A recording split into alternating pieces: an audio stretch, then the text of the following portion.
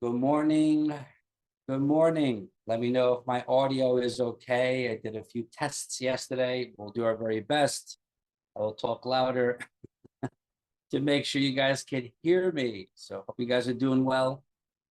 Happy Wednesday. Amazing news to report.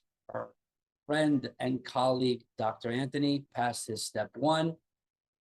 He will show up maybe this week, maybe early next week, to share his success and share his success story. He was with us from the get-go, and he has gone through a long, long journey. So he did. There's a little trick you do, I think, the night before at 12:01 to see if can. There's certain website you go to. So he sent me the message, said passed, and then he obviously is going to find out when he gets the email today. So congratulations to him. It was tough, but we all go through our journey, right? Yes. So he will jump on eventually. He says he needs to soak it in, and then he will come on eventually, probably this week, early next week, to tell you guys it's doable and it's going to be in your reach, right? Yeah, he needs to go on a vacation, exactly. So, welcome aboard, ladies and gentlemen. Today is Wednesday morning. It's the fourth week of July's prep. Every month we just cycle and do our very best. I do my very best to break things down for you so it's not overwhelming, because micro is very overwhelming. Looking back at our curriculum in school, micro was, I think, second, third semester. Sister has cats, sorry. I love them, but I hate the hair. So because micro is so overwhelming, I mean, and you've seen this a long time ago in med school, it's hard to remember everything. So that's why we have our bacteria, our viruses, our parasites, our fungi. So we did bacteria the first week, viruses the second week, fungi third. This week, fourth week, catch a little parasites, giardiasis, amoebiasis, toxo, but at the same time, maybe a couple medications.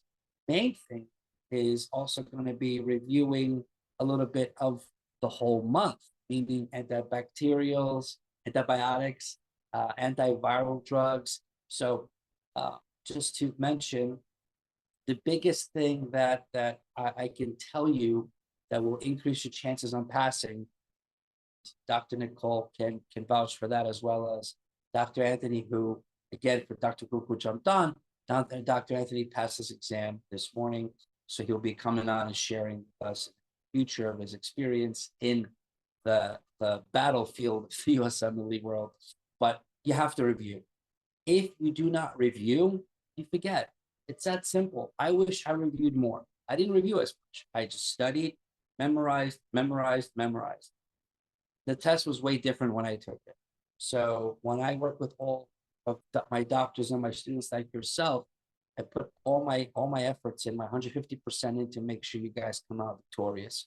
Because it's challenging, but it's changed, right? It's changed to more of how I show you how the exam is on a day-to-day basis. So today we'll be doing, I believe there's 18 questions I have selected. So if you are using the link of questions that I have pre-selected for you, please, by all means, be a nice review. At the same time, think of it this way. You have bacteria, viruses, fungi, you have all the drugs. You have to be able to tell me something. You have to be able to, if you see the case is dealing with a certain condition, you're able to not only appreciate what the condition is, but then also know the adverse effects if they're asking for it, the MOA if they're asking for it too. Don't try to cover everything. You can try to cover everything. The problem is you might find yourself lost. And unfortunately, just to be honest, because this is one of many exams, right? And if you think of it this way, you will be able to attack it and move on to the next step, whether it's rotations, like Dr. Anthony will start doing rotations, amazing, or other doctors that already have taken the med school, completed med school. They just have to take step one, step two, and then apply for residency this time next year will be, many people will be obviously joining into residency. All my doctors that applied this year for the match got in, so congratulations to them. I eventually am building the community for you guys to have doctors like pediatricians, anesthesiologists, anybody, GI specialists, whoever I have in my network, to come on every so often to answer questions, to provide insight in how it was for the match, to provide insight how it is and how it was in residency. So this is what I would have liked if I was in your shoes. So I'm doing my very best. I mean, I have the network. I just need to put it together with everyone's schedule. So you, ladies and gentlemen, have a little more of a taste of what is out there. Ideally, your rotations should give you the taste, but sometimes schools set you up with rotations, but they're not as awesome as they should be. And it hurts me to know that people could have been amazing pediatrician, amazing anesthesiologist, because they had a horrible experience, they decided to go elsewhere. So either way, I want you guys to be happy and choose a profession that you love, so you don't regret it, unfortunately, in residency and beyond. All right. So today we're doing, like I mentioned to you, parasites, a mixture of parasites, antivirals, antibiotics, anti-parasitic drugs, because drugs are our friends when it comes to USMLE step 1. All right. I'm going to open up the page that I have here. At the same time, again, I will do my best to keep the audio going. If by any means it cuts in, cuts out, let me know. I have my microphone. I did a whole reset on my laptop. It's a brand new Apple laptop. We'll see what happens, right? We'll, if I have to read slow to read my lips, joking. Can't read my lips. I talk too fast. All right, let me share my screen. I'm going to think quickly. When you have your first aid, which you guys all should have your first aid, stuff like this makes a lot of sense to me, right? Giardia, Entamoeba histolytica, Cryptosporidia. I've seen this before. You've seen this before. Yes, you have.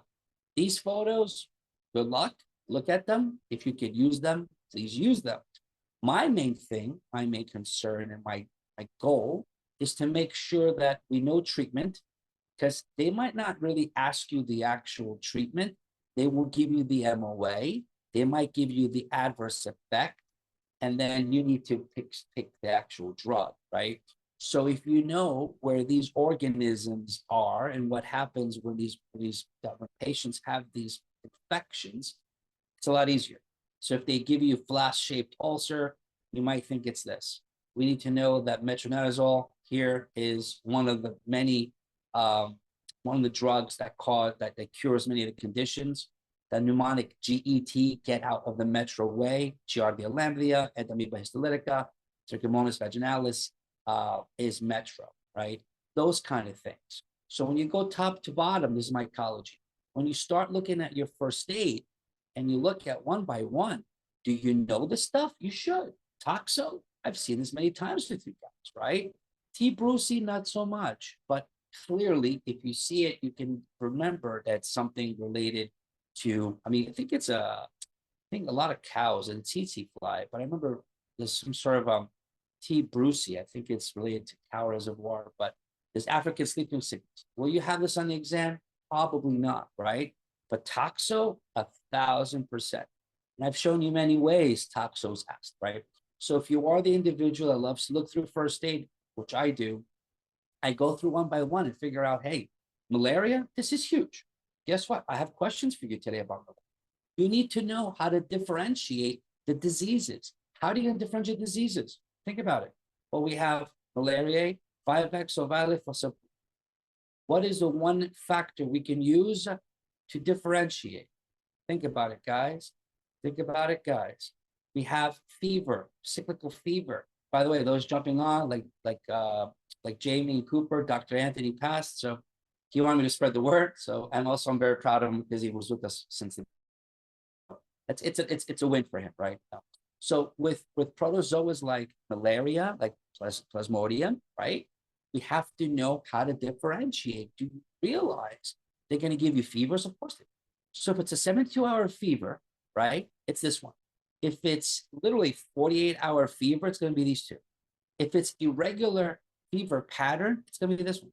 So either you take this approach, like I've shown you with every organ system, say, listen, I have a short time to study. I need to make sure how to differentiate. That is your point of entry for Plasmodium. The fever, they have to give you this in the scenario. If they don't, okay, then they have to give you something to help differentiate one from the other. So you say, well, how is it possible? Look at the rest. If you find some other way that they're going to leverage, probably unlike. Usually it's going to be the fever. You won't get many questions, but if you get 2 or 3 or more, clearly, guys, you want to get them right. Okay. So I did my job of putting some questions together, but these, I would say roundworms, I get always asked about this. If you can cover bacteria, viruses, fungi, all the drugs, adverse effects, and MOAs, and if you just cover what I just showed you, these guys I wouldn't worry about. But this spiralis, this is big because of the complete. Don't learn every single one. Learn what you can and keep moving, because I promise you there's much more things to do. Yes? Yes. So let's begin. Let me put my first aid on my other screen. I want you to raise your hands up high. I want you to follow the lead. I want you to pass your step to say goodbye to me in a nice way. I love seeing you guys every day, but the more you're here, the more you're not there, right? So I need you to get into that groove to move on. So let's jump through some questions. I see Patel here. I see Singh, Forte. I see everybody. Patel jumping on. Dr. Patel, let's go. Your test is coming up. Let's rock it. How are you? I'm good. How are you? Awesome. You feeling good today? Yes, feeling good. Awesome. Let's do some questions. I have 18 here. And again, whoever wants to participate, guys, raise your hands. If you can't, sit on the back end and just quiz yourself and see what you know. If you don't know it, you need to go back and check it, right? Okay. How do you feel, doctor, about parasites and fungi and microbiology? Do you see improvement? Yeah, I've been seeing a little bit improvement. I do want to kind of make it better because I feel like there's more points there, like you said. There's always points to get. I want to be called the points man. Forget about USMLE, Pat. You got to get points. It sucks how, you study hard in med school and then you have to get points, right? Yeah. So let's attack a few questions on, guys, just so you know, micro is big. If you don't feel comfortable, practice, get those points. All right. Do my best to show you everything. Dr. Patel, let's do a couple. We'll round up. Let's go. Laboratory studies show a CD4 count of 89. A CT scan of the head with contrast shows multiple ring enhancing lesions in the basal ganglia and subcortical white matter. An India ink preparation of the CSF fluid is negative. Which of the following is most likely diagnosis? So I'm going to read from the beginning. Go for it. A 50-year-old woman is brought to the emergency department 20 minutes after having a generalized tonic-clonic seizure. Medical history is remarkable for HIV infection. Her medications include dolutegravir, lamivudine, and tenofovir, which she uses inconsistently. She appears lethargic and confused, and neurological examination shows no abnormalities, and there is generalized lymphadenopathy. Okay, so she has an AIDS condition for sure that's causing this. Okay, so she has CD4 count is low, less than 100. That's Mhm. really bad, right? Okay, okay. So, um, what do you see in the case that's going to allow us to knock out answers or to confirm the diagnosis that you see in front of you? I would take out Toxo just because, well, Toxo isn't related to like it's not like an AIDS defining illness. Okay, Also primary CNS lymphoma I would take out. so primary CNS lymphoma, take this bad boy out. This is okay. This is type of non-Hodgkin. Okay, so take out this one here. It is associated with HIV, but it doesn't present with multiple brain enhancing lesions in the basal ganglia and subcortical white matter because you see it's HIV, well, AIDS, close to AIDS, right? HIV/AIDS. 89 is Yes. really low. Yeah, it's very Clearly, she's on medication. She's not taking it consistently. And the CT head is what's going to help us